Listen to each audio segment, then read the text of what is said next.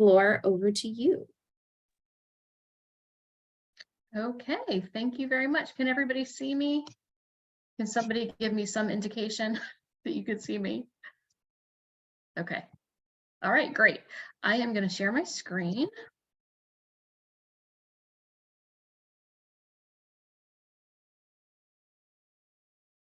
And just before Tracy begins to share, we did discuss at the beginning of holding question and answers until the end.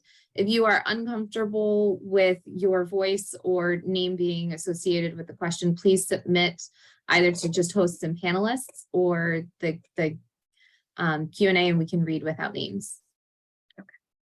All right, and I am actually good until 8:20 tonight, so I'm going to get started. The last slide, or one of the last slides, is going to be my email and my phone number.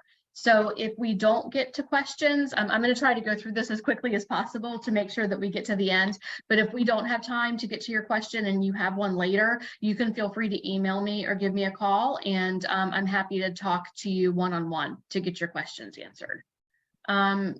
So you guys are ready for me to get started then, right? Tracy, did you, this is Sherry, did you want me to introduce you? I think we got a little bit sidetracked.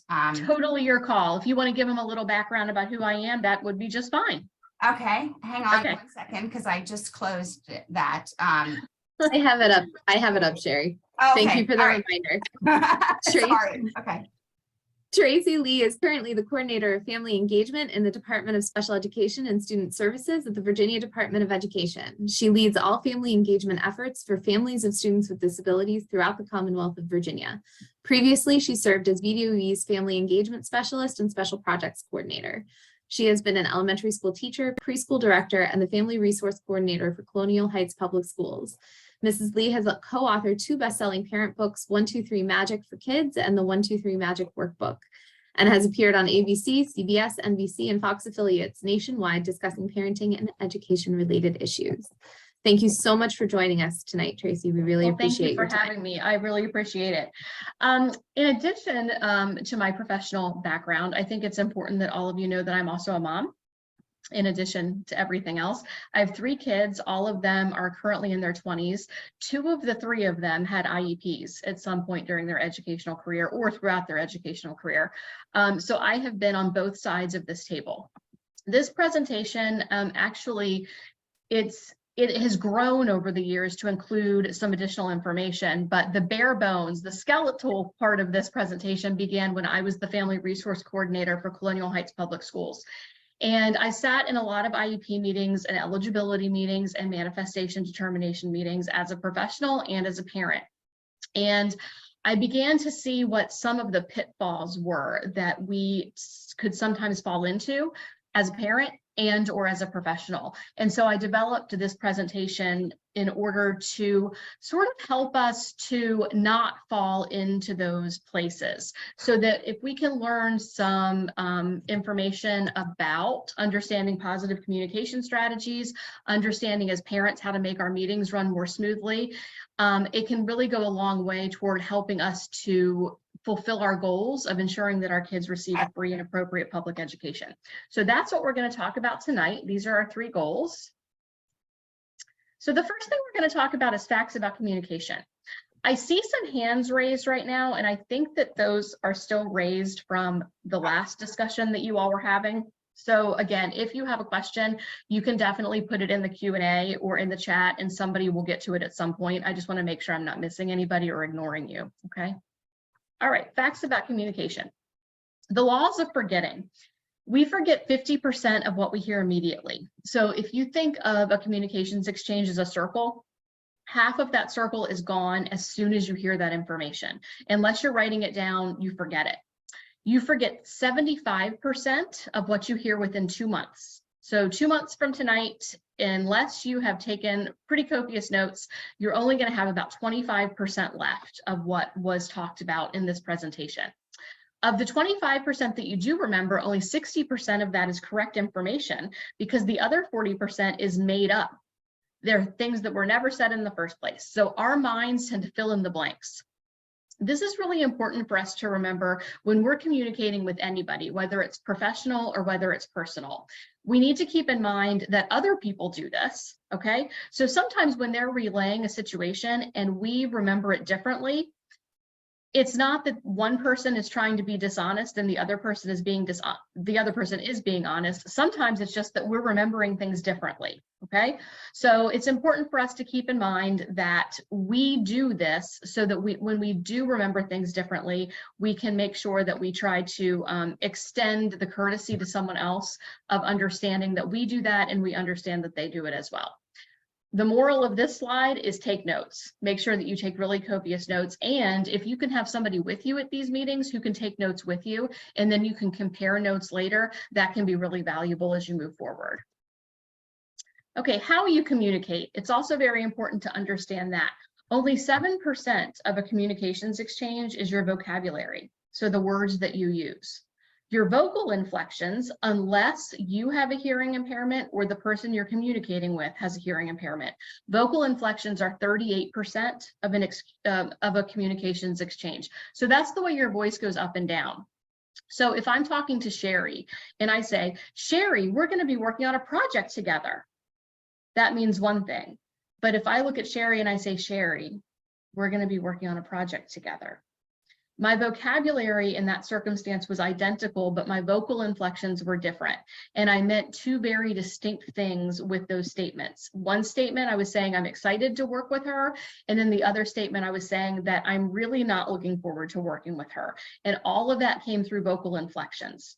Nonverbal behavior, which is your body language, is a full 55% of a communications exchange. Some of you may have been in situations before where you were talking to someone and all of the words they were saying were right, but you just for some reason didn't really trust what they were saying. So unless you have previous history with this person, what tends to happen is that the vocal inflections and the nonverbal behavior can be the reasons that you're having trouble with trusting what they're saying to you. This is really important to remember with regard to email communications.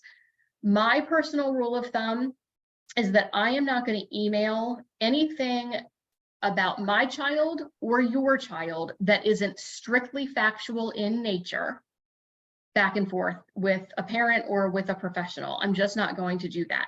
There's too much room for misinterpretation and miscommunication. So unless it's factual, things like what does she need to bring on the field trip? When is the assignment due? Those kinds of things I would email. Anything else, I would have at least a phone conversation. Better yet would be a Zoom or an actual in-person conversation so that you can access the person's vocal inflections and nonverbal behavior, and you can create a situation where you don't have those miscommunications simply because of email. At this point in the presentation, if we were in a room together, somebody might raise their hand and say, what if I want documentation of that conversation? And that's a very valid point. What I would say to you is this: start with the conversation. When the conversation is over, you email the person and you say, this is my understanding of our conversation. And you outline all of that. You'll either get a response in the affirmative, which is great.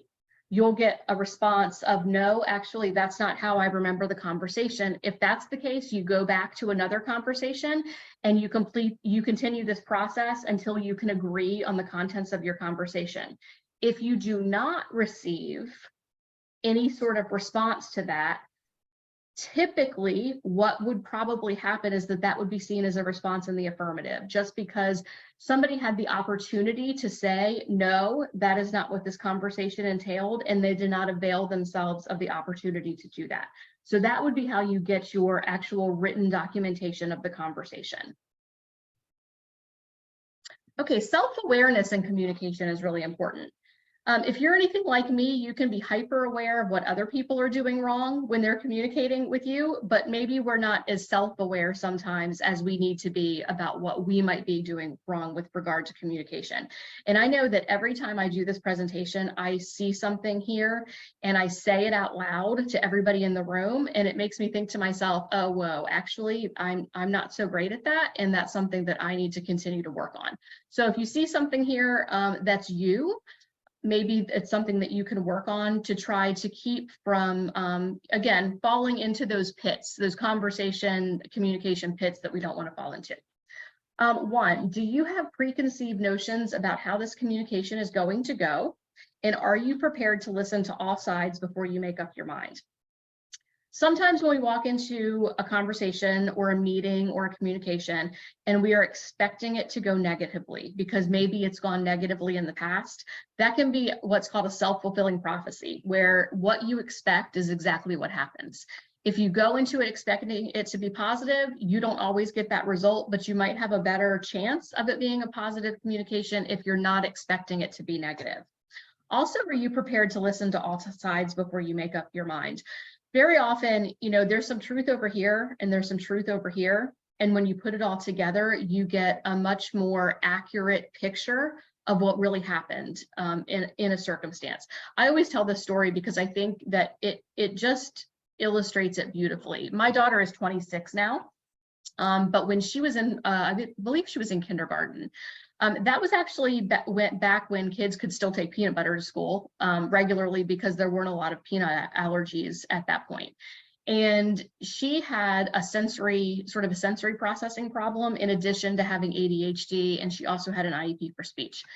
And she wanted peanut butter crackers every single day for her lunch. And so I had to pack the crackers in one bag, and then I had to pack the peanut butter in a container for her to make them herself. And the reason was, if she had the peanut butter crackers in a baggie and stuck her hand in there and got peanut butter on her hands, I knew that that would ruin her for the rest of the afternoon. So she had to have them separate so that she could make them herself. Well, she came home from school one day and she said, "My teacher says I can't have these anymore." And I said, "Well, what's the problem?" And she said, "I don't know. They're just a bad lunch." And I thought to myself, well, I'm sorry, who are you to say what's a bad lunch for my child? What's wrong with the peanut butter crackers? So I got upset and I called the school. Fortunately, she didn't call me back until the next day because I had had a little bit of time to cool off about this. Anyway, the teacher called me, and what she said was, she can have the peanut butter crackers. It's just that I don't have time to make them for her.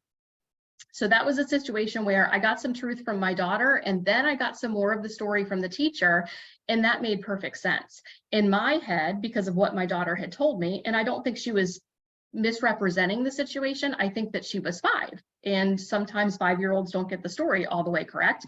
And in her head, she was thinking, I don't know, I can't have them because she said I can't have them, so I guess they're a bad lunch. And then the teacher said, they're fine, I just can't make them for her. And so I talked to both sides, I listened to both sides, and then I was able to make up my mind. And it's important for us to do that, especially when we're getting some of our information from children, because sometimes they're not quite as reliable because they don't really understand the situation, and sometimes they're not expressing the situation to us in a way that we get the entire story. Are you judging the teacher or other school personnel? And this is something that we do. It's in our biology to judge. When we see somebody, we look at them and we sort of make a snap judgment. Are you a friend? Are you a foe? Are you in any way possibly a danger to me? There's a book, and it's called Blink by Malcolm Gladwell, and he talks about this whole concept of the fact that our biology dictates that we make snap judgments about people. But the trick is for us to acknowledge that we do that, and then use our higher level thinking to get beyond it. So it's a good first step to acknowledge, yes, I probably do make snap judgments upon seeing or meeting someone or hearing someone for the first time. I'm going to take that judgment and I'm going to put it over here, and I'm going to let that person show me who they really are, and then we can move forward. What kind of tone is your default tone? Some of us have tones that we believe are professional when we're speaking to people, but they come across to other people as sort of argumentative or short. So it might be worthwhile for you to ask the people in your life, how does my tone come across to people? And if they look at you and they say, well, that might be an indication to you that you need to soften up your tone just a little bit when you're talking to other people.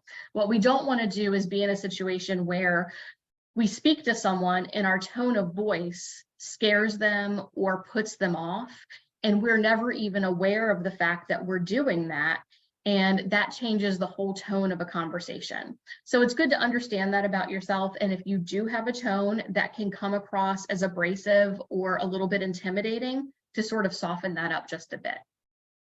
Do you understand that the teacher has and is supposed to have a different perspective from your own? And the flip side of that is true, okay? Your job as a parent is to get this many kids from birth to adulthood in the most whole way possible.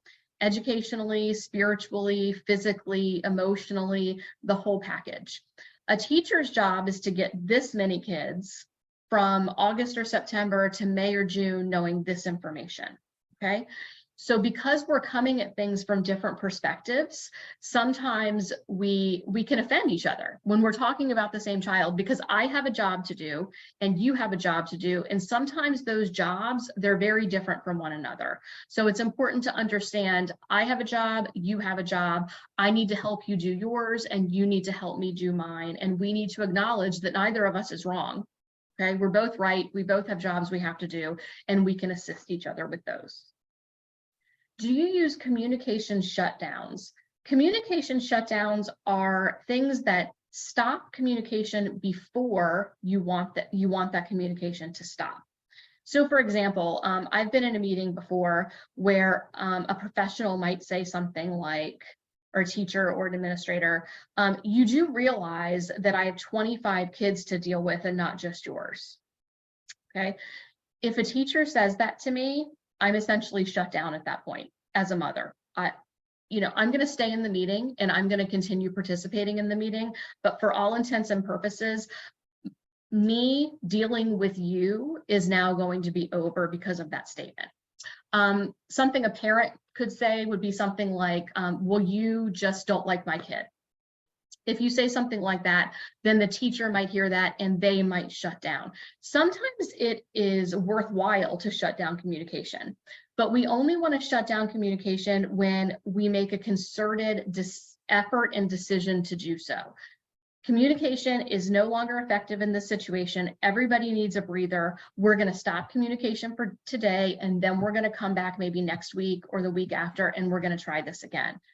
That's a time when you want to shut down communication.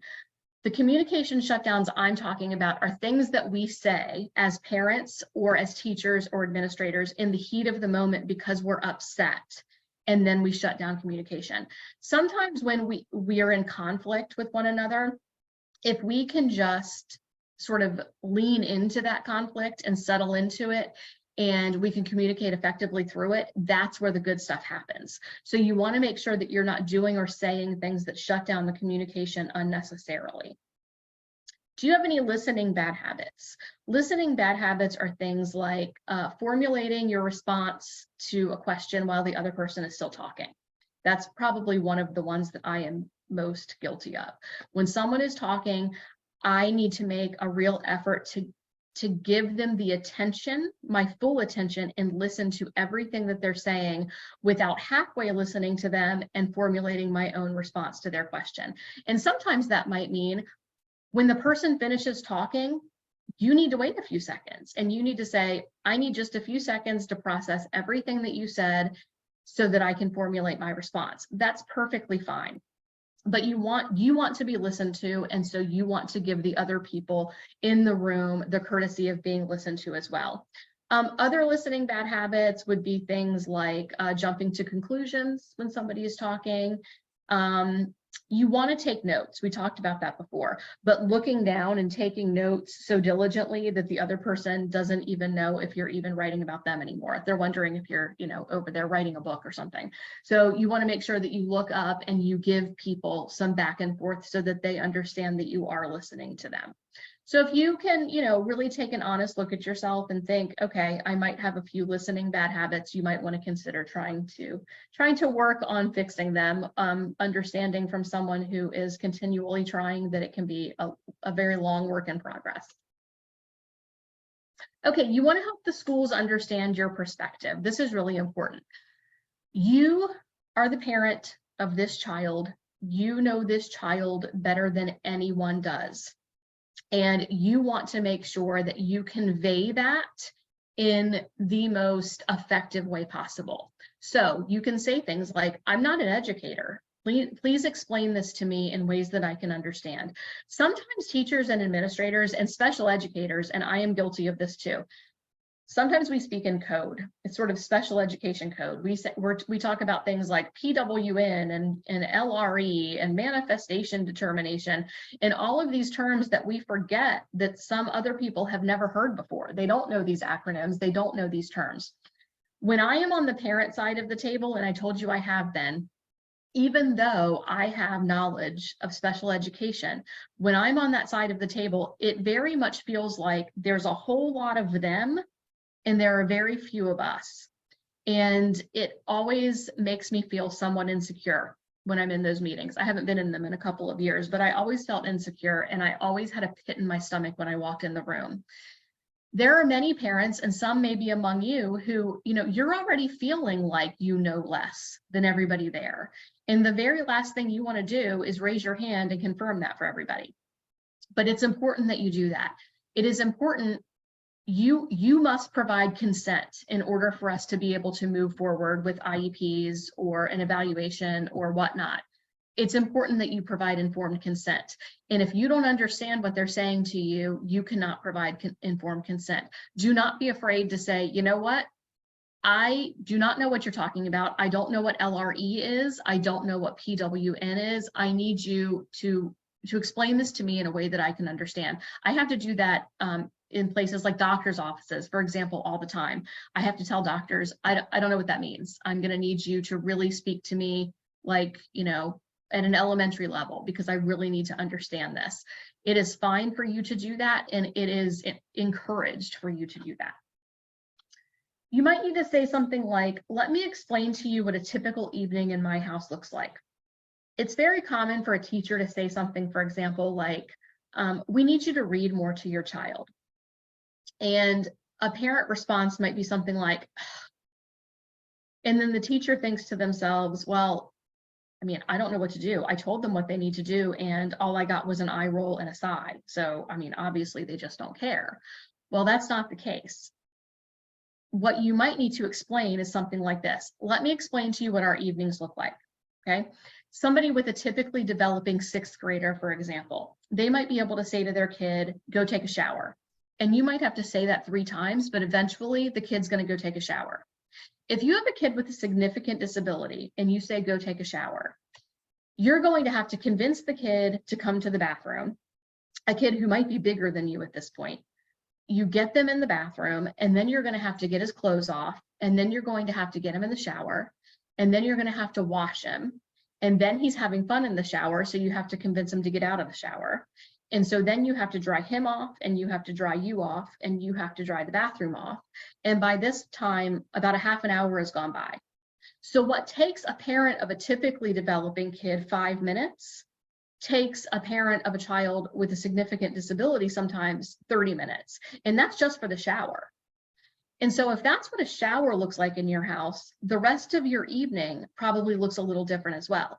And so when someone says to you, we need you to do this one more thing, you might think to yourself, I can't possibly. There's no possible way that I could do this. But the people on that side of the table, they don't know that if you don't explain it. And I've actually seen parents say before, let me explain to you what my life looks like. And when they do, the teacher or the administrator says, wow, that's actually a really good point that we hadn't thought of. Let's come up with something different. Please clarify for me exactly what it is you'd like me to do. Let's go back to the, we need you to read more with your child. Okay, well, what does that mean? Are we reading, a chapter book? Are we reading a picture book? Am I reading to her? Is she reading to me? Are we reading for 5 minutes? Are we reading for a half an hour? Clarify for me exactly what it is you'd like me to do, because sometimes when we're told to do something and we don't understand what to do, one of 2 things can happen. One is that we don't do it correctly. So the last thing we want is for a 5-year-old to be forced to sit for 45 minutes and sound out words in a book that is too difficult for her to understand. Or something else that might happen is that we just say, I don't know how to do that, so I'm just not doing it. So it is fine to say, I am happy to do what you're asking of me, but I need you to give me very explicit instructions on what it is you'd like me to do. I need to read more with her. That doesn't help me. I need you to tell me what we're reading, how long we're reading, and who's reading to whom. Let them know that you need that explicit clarification. I have hopes and dreams for my child that may seem unreasonable to you, but let's try to aim for them anyway. This one is really important. We at the Department of Education are, especially in our little family office within the Virginia Department of Education, we believe wholeheartedly in high expectations for kids. We have seen it in our own children's lives, and we've seen it in the lives of the students and the families that we serve.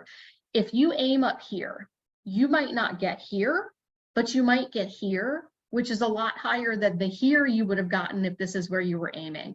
The higher you aim, the higher your child is probably going to go. So aim high. You absolutely want to aim high. What sometimes happens is we're in a meeting, and as a parent, we might say, this is the goal I have set for my child. And somebody else in the room says something like, we just don't really see you getting there. An approach that I've used in the past and that I've heard other people use that can be successful is to say something like this. Okay, here's where I want to go. And I'm aware that there are 57 steps that need to happen between here and here, where we are today and where I want to go. I'm not asking you to get me here. That's not what I'm asking. I'm asking for you to help me get to step one. That's it. Just help me get to step one. And if we get to step one, then we'll look at step two, and we'll keep going, and we're going to get as close to this as we can. I'm just asking that you not shut doors on my child. You respect the fact that I have hopes and dreams for my child. They may seem unreasonable to you, but they might be attainable. So let's at least try. Let's at least try to get to step one. If you can approach it that way, you might be able to get a little bit more buy-in from people who might not be as optimistic as you are about where your child can go. Okay, making meetings run more smoothly. When we talk about meetings within this context, we're talking about the three big named meetings in the Individuals with Disabilities Education Act. Those would be IEP meetings, Individualized Education Plan meetings, eligibility meetings. That's where we determine whether or not a child is eligible for special education, or manifestation determination review meetings. This is when a child has exhibited a misbehavior and they have been suspended for 10 or more days, and there's a meeting to determine whether or not that child's behavior is a result, was a result or manifestation of their disability. Okay. Before you walk into any of these meetings, most especially your IEP meetings, I want you to remember two goals as a parent of a child with a disability. The first is to build and maintain a solid working relationship with all school personnel. Does that mean you have to like them? Nope. I think we have all probably been in situations where we have to build and maintain a solid working relationship with people that we might not like very much. That's all I'm asking here, that you attempt to build and maintain that solid working relationship. That can lead you to the second goal, which is to ensure that your child receives a free and appropriate public education, which is what is guaranteed to every child with a disability who qualifies for special education services under the IDEA. I have put the legal definition from our regulations of a free and appropriate public education here. I can send this presentation to Sherry at the end of this evening or tomorrow as a PDF, and she can actually send you these slides so that you will have it here. Okay, this is the actual definition of FAPE. Okay, so prior to the meeting, you want to keep all of your child's records in one place. And that is really for you. If you're anything like me, and some of you probably are, and some of you probably aren't, you feel a little bit unsettled when you go into some of these meetings. I always felt unsettled going into eligibility or IEP meetings. They were not comfortable for me. I knew that we were there to talk about things that my child couldn't do, that other people's children could do. And it was difficult for me and sometimes upsetting. If keeping all of your child's records in one place is one less thing that you have to worry about the morning of that meeting. You know where to go to get all the paperwork, you know where to go to get all the stuff. You might keep a binder. You're already going to feel unsettled. You don't want to have to be running around your house looking for papers the morning of the meeting. So keep everything in one place. Read through any information the school sends home prior to the meeting.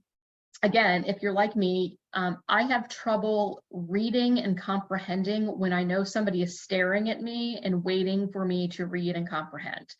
And so if they send paperwork home ahead of time, I'm going to make sure that I read it ahead of time so that I can do it at my leisure. I can understand it and walk in having read that information. Give thought to what you believe your child's specific problems, issues, strengths, and talents are. And I would even say write those down, okay? On one side of a piece of paper, write down what you think your child's problems and issues and your concerns for your child are. On the other side of the piece of paper, write down what their strengths and talents are. Because again, nobody knows your child like you know your child. You know them better than anybody. And a lot of times we can take things from the strengths and talent side and we can use them to help us bolster the problems and issues side. But you know what their strengths and talents are better than anybody.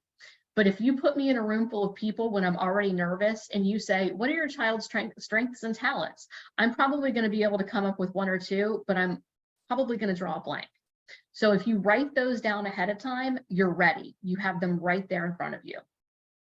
You want to make a written list of items to cover in the meeting. There is nothing worse than getting out to your car at the end of a meeting like this and thinking, I can't believe I forgot to ask this question. Write down your whole list of questions and check them off as you cover them in the meeting. Another thing I've done in these meetings, what I don't like is to get to the end of a 60-minute or 90-minute IEP meeting and think, okay, well, what about the part where I get to discuss my concerns, my input? And we've got 60 seconds left and everybody has to go back to relieve their subs. When we walk into the meeting after they do introductions, I raise my hand and I say, okay, I have about 15 minutes worth of stuff I need to talk about. We can do it at the beginning, we can do it in the middle, we can do it at the end. I don't really care. But just understand, of this time we have carved out for this meeting, I need 15 minutes of it to talk about my questions and my concerns for my child. Determine whether you will bring your child to the meeting. We are huge proponents of bringing your child to the meeting, and they don't have to stay the whole time. Okay, they don't have to sit there for 90 minutes. That's a big ask for a lot of kids, especially little kids. But even really small children can come in for just a minute so that you can at least introduce them. When they get to be 4 or 5 years old, they can say, you know, these are the things that are really hard for me. These are the things that are really easy for me. These are the things I love to do. These are the things I really don't like to do. They can just come in and wave. If you have a 2.5-year-old, you know, eligible for special education, early childhood special education, you can bring that baby in the room and hold them up like the Lion King. There's just really something valuable, I think, in everybody in that room seeing that child at the beginning of that meeting. It is very easy to get lost in paperwork and data, especially that's not easy for a parent to get lost in paperwork and data, but I think it's easy for professionals to get lost in that, especially if you have back-to-back meetings. There's great value in seeing that child's face and actually having a short conversation with that child at some point during that meeting. If you absolutely think it's a bad idea to bring your child to the meeting, that's fine. And I can think of a lot of reasons why that might be the case. I would put their picture in a frame and I would put that frame up on the table so that everybody during the whole meeting has that frame of reference, a literal frame of reference that your child is the person that we're talking about in this meeting. You want to be informed about what your rights are. And your rights, your complete list of rights is in the procedural safeguards document that you receive at least once per year and anytime upon request. And that's a hard copy anytime upon request. If you make a request for the procedural safeguards document and they provide you with a link and that's okay with you, that's fine. But if you would rather have paper, you can say, I want paper, and they must provide it to you. This is not a full list of your rights. Okay, this is just a few of the high points. I'm going to go through them really quickly because I'm trying to be cognizant of time. But just understand you have the right to advocate for your child without fear of retaliation. You have the right to advance notice, invitation to all meetings. And again, we're talking about the big named meetings, IEP, eligibility, manifestation, determination meetings. The Code of Virginia says that a meeting is 3 or more people. So here's a meeting that you would not have the right to advance notice of or invitation to. Let's say your child has a reading goal in his IEP. and your child's reading teacher is meeting with 2 other reading teachers after school to discuss some instructional strategies for your child. Under the Code of Virginia, that's a meeting, okay, because it's 3 people, but it's not one of the big named meetings that you have a right to advance notice of or invitation to. You have a right to have a meeting at a mutually agreed upon date, time, and location. Mutually agreed upon is not the school system saying we only do eligibilities on Thursdays. It's not the parent saying I can only meet on Saturday afternoons. There has to be a good faith effort, particularly by the school division, to try to provide you with several different dates, times, and locations that might work for you. So they might give you, a Monday morning and a Tuesday at lunchtime and a Thursday afternoon and a Friday morning. If they can show that they have provided you with several different options, different days, different times, they would probably be in compliance on that. We can play with location. We've had situations where we might have a parent who's been convicted of a particular kind of felony. And because of that, they can't be in a school building. They can't be in places where children congregate. When I first started doing this presentation for the VDOE, this was pre-COVID. And so Zoom IEP meetings and eligibility meetings weren't really a thing yet. So, we used to talk about the fact that you could have one maybe at a courthouse if necessary. Now we do have the ability, most of us, to participate in a meeting over Zoom. So that is always a possibility. You can use that as your, an electronic location can be a location. You have the right to audio record meetings, period, all of the time. You cannot require that they provide you equipment to do that. Again, this presentation was created during a time when we didn't all have cell phones right beside us, recording devices. But you are required to bring your own recording device. If you do audio record a meeting and you have not informed the team that you're doing so, and they would like to know if you have done so, they can subpoena that recording and you'll probably have to turn that recording over. You have the right to request to video record. School divisions have the right to have any written policy that they want regarding video recording. The written policy can be, we don't allow it. It can be, we allow it under specific circumstances. As long as it's a written policy, they can set that. If you request to video record and they say no, I would suggest that you ask to see the written policy. If a written policy exists, you must follow it. If they do not have a written policy, then you may video record the meeting. You have a right to discuss your concerns and input. Again, and not just in 60 seconds at the end of the meeting when everybody's trying to get out of the room. You let them know ahead of time that you need a certain amount of time to discuss your concerns and input. You have the right to bring and have reviewed any type of documentation, and that is anything you want. You have the right to bring it and have that reviewed by the whole team.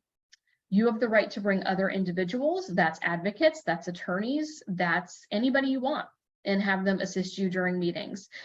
And if there is somebody that you want to bring to a meeting, the school division is not allowed to say, we do not feel like that person has enough information to be able to contribute effectively to this meeting. You get to decide as the parent who you are bringing to this meeting. It can be anyone you want. The only thing I would sort of caution you about, a lot of times space is at a premium in these meetings. And the school division is probably going to assume that there are going to be maybe 1, 2, or 3 people on the parent side of the table. If you're planning to bring more than that, you might want to let them know ahead of time, because again, we only have a certain amount of time scheduled for these meetings. I, as a parent, I want every minute of that time being focused on my child. I don't want the first 15 minutes to be trying to find a room that is big enough to accommodate everybody I brought with me. So if you're going to bring several people, I would let them know ahead of time that you're going to do that. Okay, right before the meeting, arrive a few minutes early. Again, this is another one of those things that's really for your benefit. If you're the type of person who gets a little worked up prior to IEP meetings, like I've always done, you don't want to run in there at the last minute. So if you get there 5 or 10 minutes early, you can take a couple of deep breaths, you can walk around a little bit, and you can get yourself in a good place. Greet everyone present and offer a smile. Basically, just try to get this thing started on the right foot. There has been a lot of research done around communication, and there's a lot of research on communication that has been embedded into this presentation.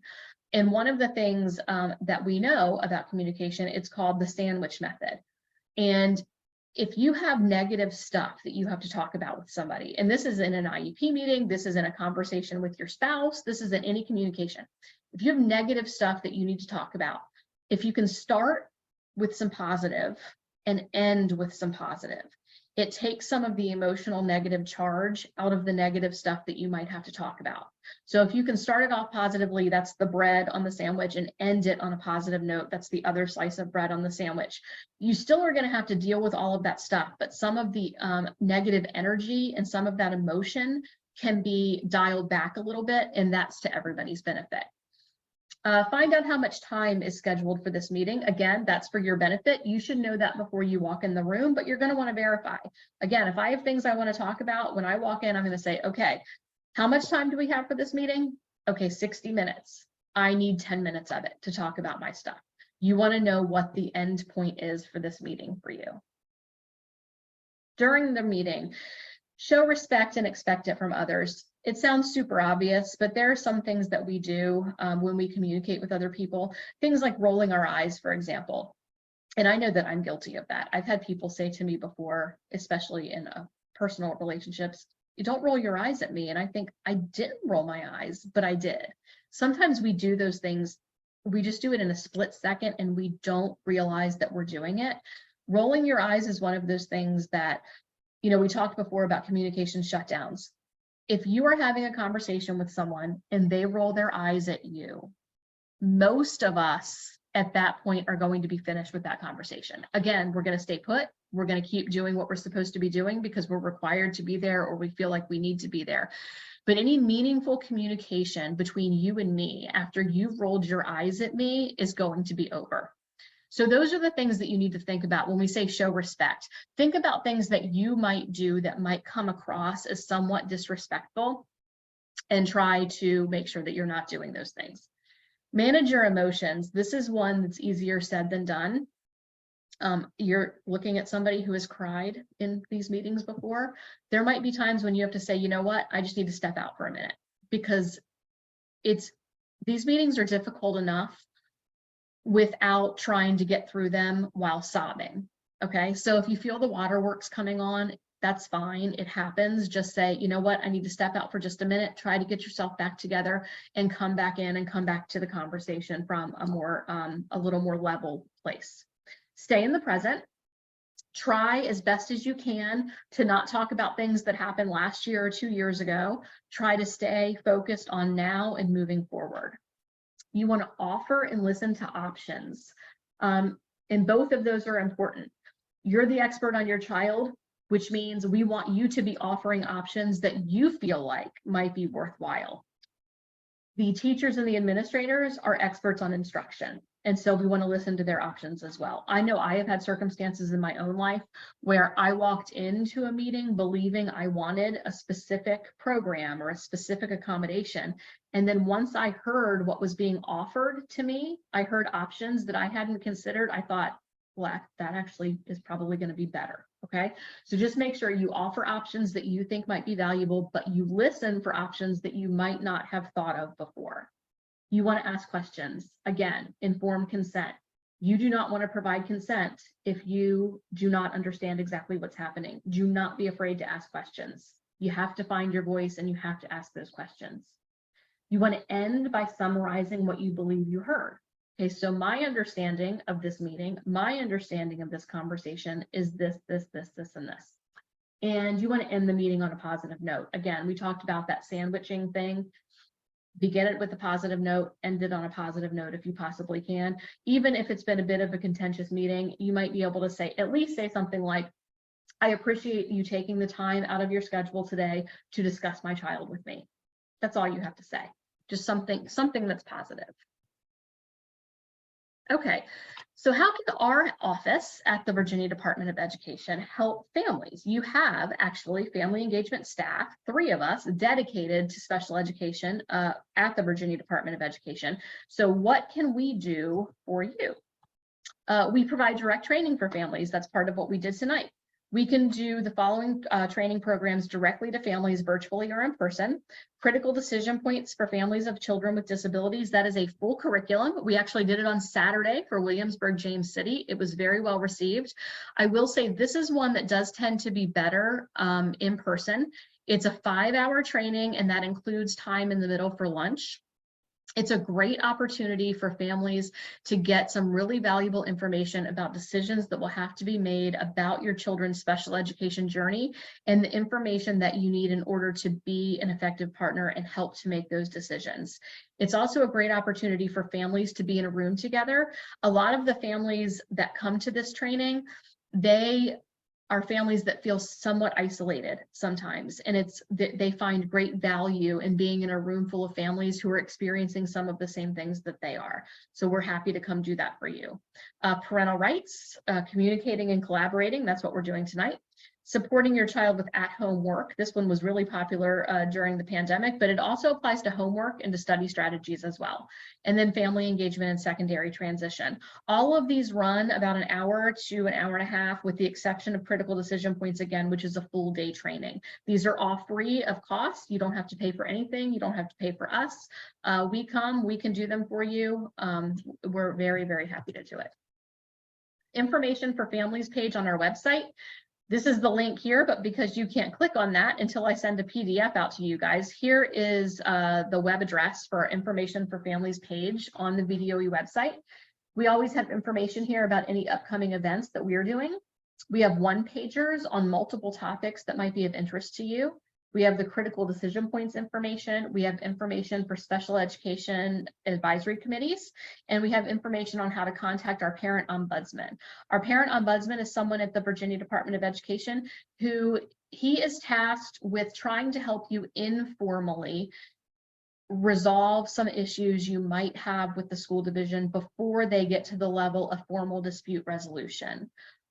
He's very easy to talk to. He's very engaging. He's very knowledgeable, and he is there via email or via telephone to talk you through some of your situations. Sometimes in some situations, he can reach out to a special education coordinator or director on your behalf and try to sort of bridge that divide to help you solve those issues again before they get to the level of dispute resolution.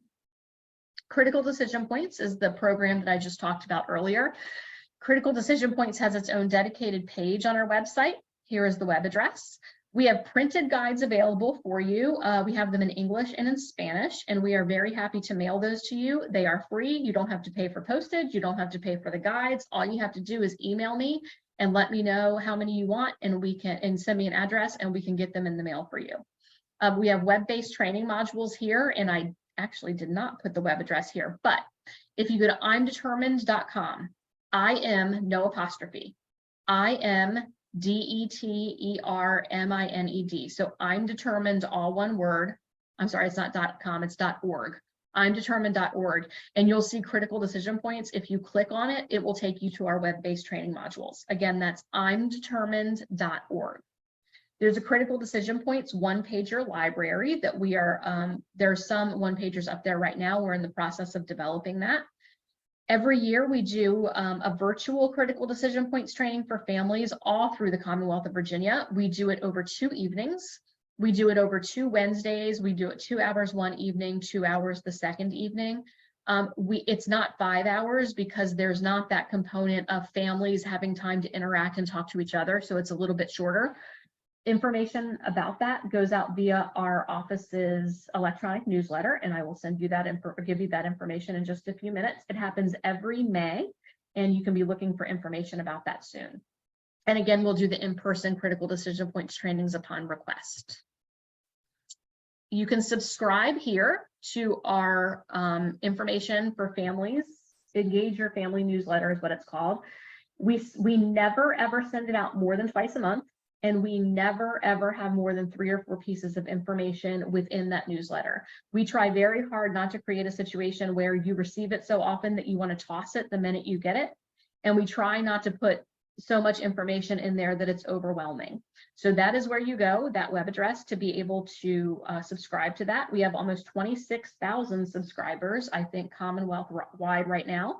I think the next one is going to go out within a week or so. So if you get signed up for that tonight, if you're not getting it already, you'll get information directly from us on any new resources or trainings or anything like that that comes available from our office or from the Department of Education. You can also follow us on Twitter at VDOE_SESS. SESS stands for Special Education and Student Services. And if you follow hashtag Family Engagement Friday, our Family Engagement Specialist, Chiquita Seaborn, sends out a tweet with that hashtag every Friday around family engagement in special education.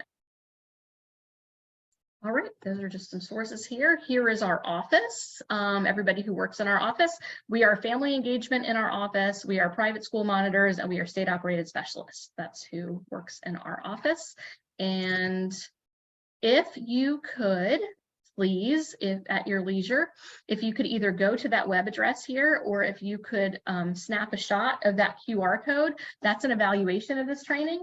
We really want to know what you think. We want to continually improve our offerings for families.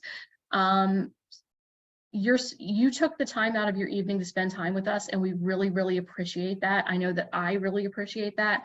We want to know what you got out of it. We want to know what you think could be better. So it would be great if you could do that for us. I'll leave that up for just one more minute or so.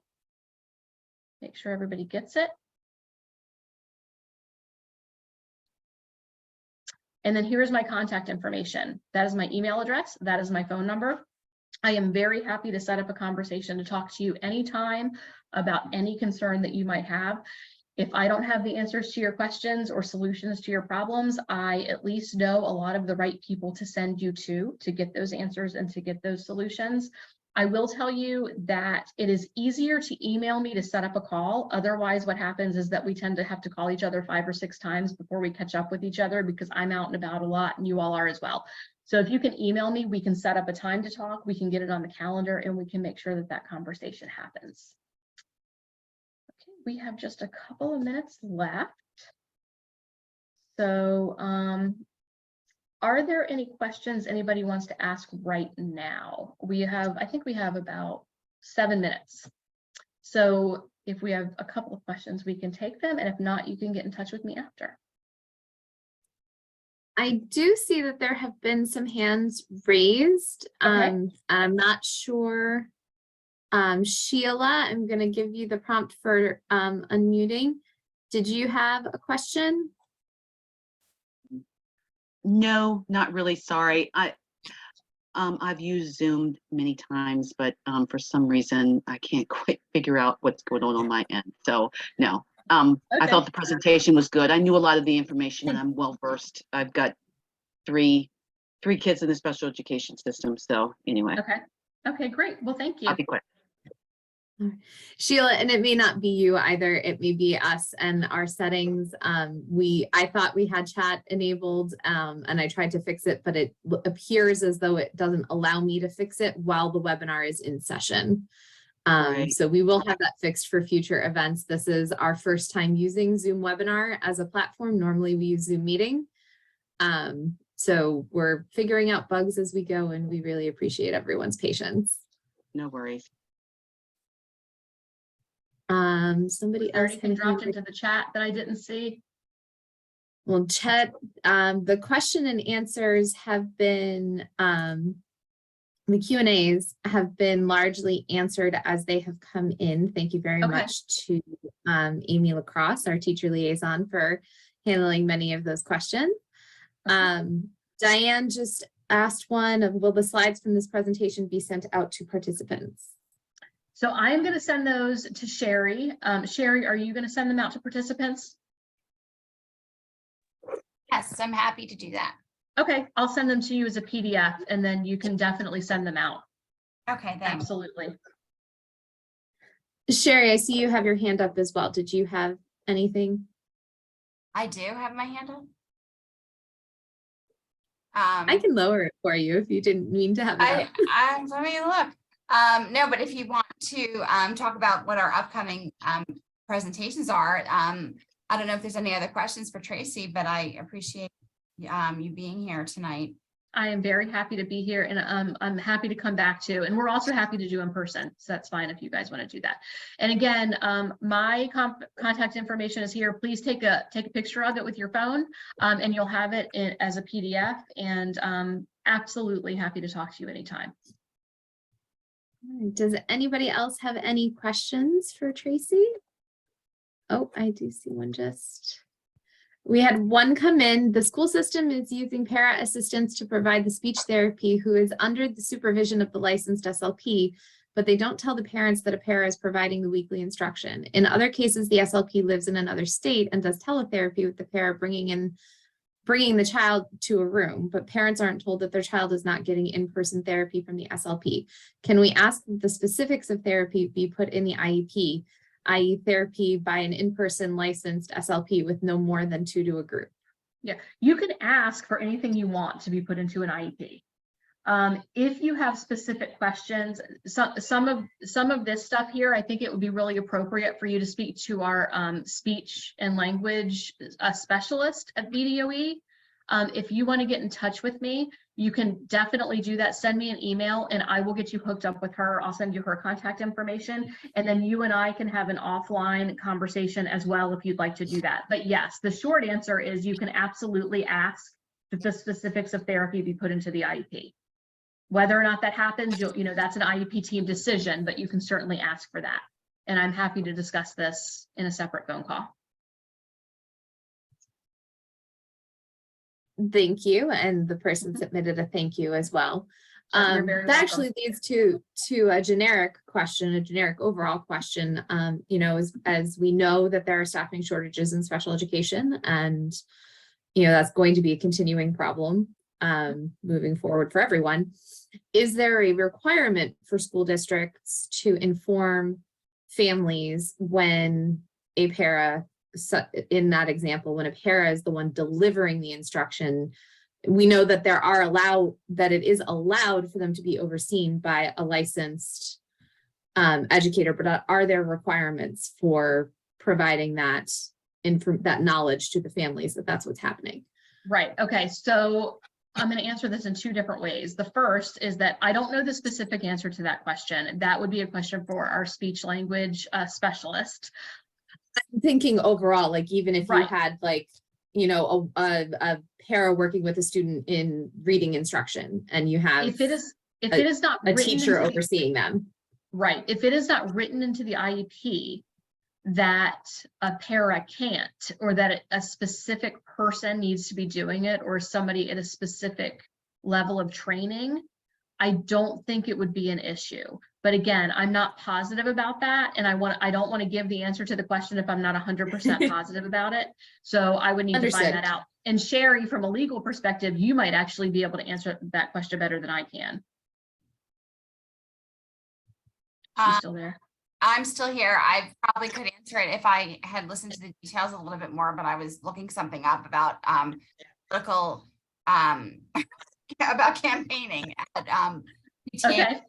If you want, it was about having a paraprofessional provide the speech services. Right. Does a parent have to be notified if it's a para who's providing the services?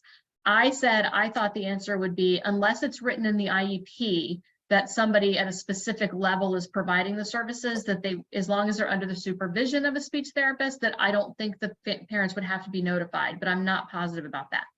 Yeah, that sounds right to me. Although I do think that it's misleading if the school district puts the hours in the IEP and says speech language, and let's say they say a half hour per week, and they don't tell the parent that it's not provided by a licensed speech language pathologist. But in Fairfax County, we have speech language pathologists in schools, and so I don't come across this problem very frequently. I do come across the problem where a student is getting a reading program, and not only are they not getting a reading program with fidelity, but they're not getting a reading program taught to them by an instructor who is specifically trained in that reading program. And so, so I usually suggest an IEP meeting to write that in, to the IEP. And you also can write in, the person asked about limiting it. So you would write in that it would be a small group speech session. You would want to say whether it's push in or pull out. And but I have heard, I've been to other jurisdictions where let's say the occupational therapist advises the classroom teacher on how to provide occupational therapy supports. And that's usually listed as, it used to be a consultation, but they changed it from consultation because Okay. I don't want to get into the weeds here, but yes. Yeah. If it's not clear, then you need to make it clear on the IEP. Right, exactly. If you want to clarify that point, then you need to ask that it's written to the IEP. And again, if you have questions about a particular specialty area, just get in touch with me and I will get you in touch with the right person. And I hate to cut this off, but I've got to get to a different meeting. So I hope you guys have a great rest of your meeting and you can get your last vote done. Yes, Thank you so much for Tracy. your time tonight, Tracy. All right, thank you. You guys have a great rest of your evening. You as well. Thank you. All right, bye-bye.